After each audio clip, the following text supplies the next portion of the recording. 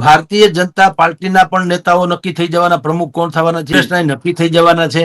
અને કોંગ્રેસને પાટીદાર ઉપર પ્રેમ છે, એ ખાલી પ્રેમ અમથે અમથો નથી.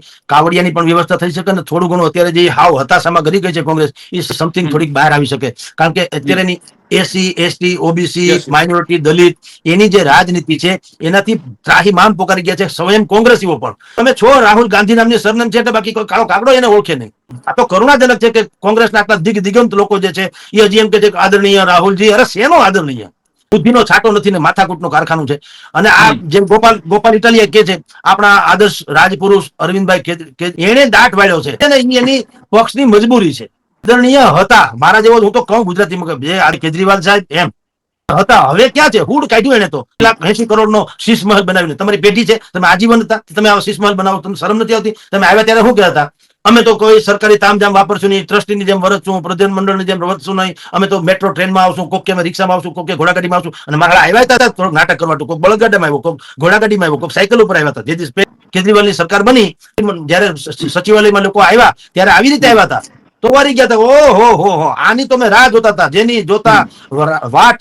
અને ઈ જેની બહી સામે મળ્યા ઉઘડા દિલના કમાડ વગર ચાવીના શ્યામળા. ધન્ય હો જાણે બધાને એમ થઈ ગયું, વાહ ભાઈ વાહ, આનું નામ અભિનેતા કહેવાય કે સરકારી તામઝામ ત્યાગી અને બિલકુલ તમારા મારી જેમ કોમન મેનની જેમ. પણ એ તો નાટક હતું ખાલી.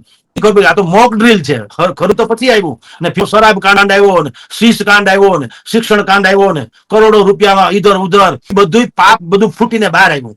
એટલે અરવિંદ કેજરીવાલની કે આમ આદમી પાર્ટીની કોઈ વેલ્યુ નથી ગુજરાતમાં. આ કેજરીવાલ નહીં, ખાલી ગોપાલ ઇટાલિયાના કારણે અત્યારે જીતાણા છે, એ લખી રાખ. એટલે હવે એ ટોપી ને એ હાવણોની કોઈને પોહાય એમ નથી.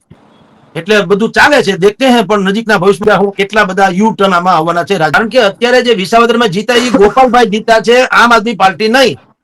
આવતીકાલે તમે ચૂંટણી કરાવો, આમ જ આદમી પાર્ટી લખી રાખો, અને ભારતીય જનતા પાર્ટીમાંથી ગમે છગન મગન હરામ બરોબર જીતે તો જાઓ, લખી રાખો. શરત એક, ગોપાલે નીકળવું ન જોઈએ પ્રચાર માટે. તો ભલે આખી કાયનાત ઉતરે આમ આદમી પાર્ટીની, નહીં જીતે. એ જ વિસાવદરમાં લ્યો. ભારતીય જનતા પાર્ટી સામે ભયંકર રોષ છે. પણ તમને કહું કે ગોપાલ હતો એટલે જીતા છે, બીજું કોઈ નહીં. એટલે હવે આ પાટીદાર સમાજ હોય કે બીજા બધા, જુઓ, ભારતીય જનતા પાર્ટી, કોંગ્રેસ, આમ આદમી પાર્ટી, અપક્ષ, સામાજિક નેતાઓ, સક્રિય, સક્ષમ, ઈચ્છુક, અને આ બધા જ લોકો જે છે હવે રાજનીતિ જુદા તરહમાં આવી ગઈ છે, સમજી ગયો.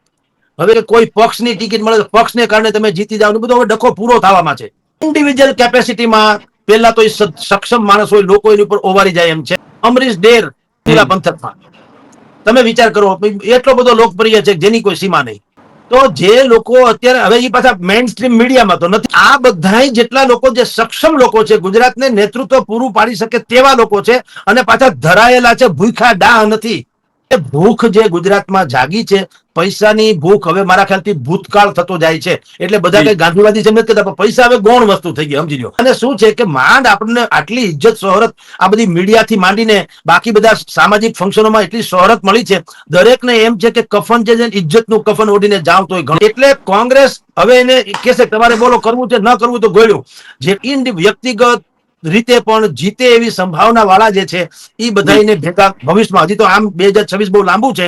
એટલે કાલ સવારે કોઈ એમ ન કે કાપોલા જેવું થશે, ત્રીજો મોરચો હાલતો નથી, ફાલતો નથી.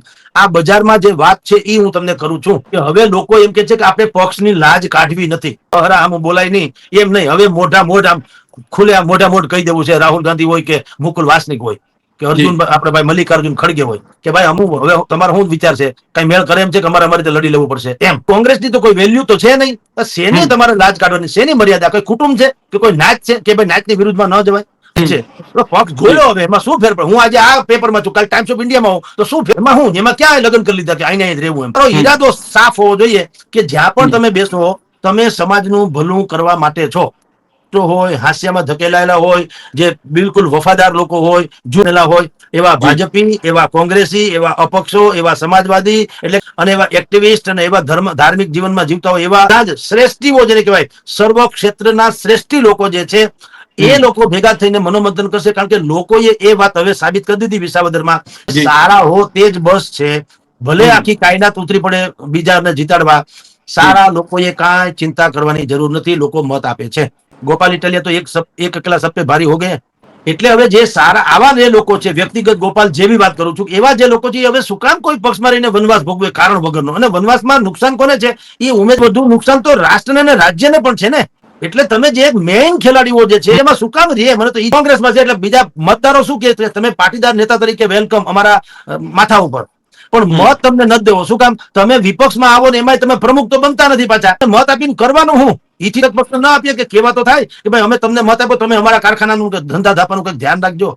એટલે આ સરવાળે જે છે વોટ નેક્સ્ટ મેં કીધું એમ, પેલા મેં પાટીદારની વાત કરી દીધી. નો આવે તો હું તમને કહું છું એમ જ બધાનું મનોમંથન થવાનું કે આપણે બધા ભેગા થાવ, જે એને ચોખ્ઠા ગોઠવવા હોય, જે સર્વે કરાવવો હોય કે આ વિસ્તારમાં કયો ધારાસભ્ય જીતી શકે, ઈડીન હોય, વિઝનરી હોય, યુવાન હોય, એડવોકેટ જેવો હોય, ઝુંઝારુ હોય, ખરીદાય એવો ન હોય, સદગુણી છે અને સર્વ ક્ષેત્રમાં માહેર છે, એવા લોકોને આ આપણું ફ્યુચર છે ભાઈ. આ ચૂંટણી કઈ આ કઈ તાલ બાલ તાહીરો નથી કે 250 ગ્રામ ગાંઠિયાના અમે 5 વર્ષના પટ્ટે તમને લખી દઈએ જાઓ કરો રાજ. આ બધી સિસ્ટમ જે છે ને એ હવે માણસને મગજ ફાટી જાય છે. પછી ધીરે ધીરે એવી સ્થિતિનું નિર્માણ થાય છે કે બધા કારણ કે નવી પેઢીને હું જે કહું છું ને નવી પેઢીને લાગુ પડે. નવી પેઢી જે છે એ તો 1 બાય 1 ફ્રીમાં માને, કાયદા વેપારની વાત જ નથી.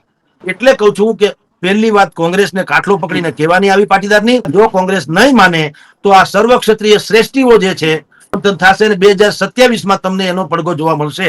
આવું અત્યારે વિચાર આ જગદીશ મહેતા નથી કહેતા, એ લોકોની રણનીતિ તૂટી ન જાય એટલે નામ નથી આપતો. વર્ષ 50 વર્ષ કોંગ્રેસ, ભાજપ, RSS વગેરેમાં કાઢ્યા છે એની વાત કરું છું. કીધું કે સાહેબ હવે સર્વ ક્ષત્રિય લોકોએ ભેગા થવું પડશે અને 2027માં આપણે એવું એક સુચારું શાસન આપી શકીએ એની વ્યવસ્થાનું અત્યારે વેક્યુમ એટલે કે આખો ખાલીપો સર્જાણો છે. લોકો તો આપવા તૈયાર છે પણ યોગ્ય પાત્ર તો હોવું જોઈએ. ભાઈ આ તો અજાણ્યા મિત્ર કરતા જાણીતો શત્રુ હું ખોટો આમાં.